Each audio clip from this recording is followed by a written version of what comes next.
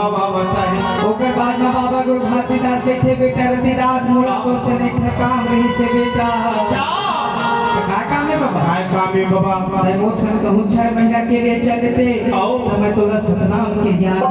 बता देते तोला विजय फलवा मूल ग्रंथ के बाद अमर कहानी ल सुना तो चल देते बाबा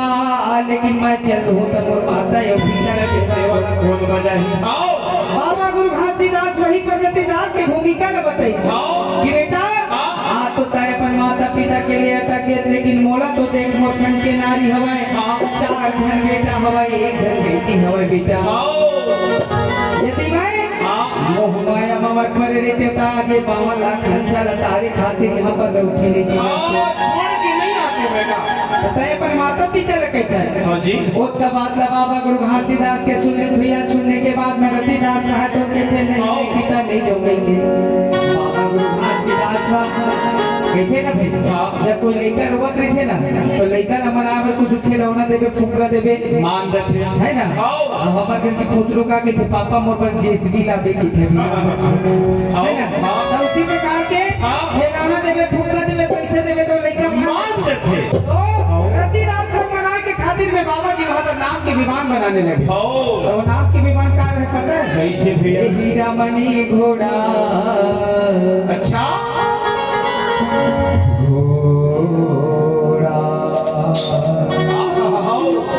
हीरा मणि घोड़ा कैसे मास्टर हीरा मणि घोड़ा बाबा के हीरा मणि घोड़ा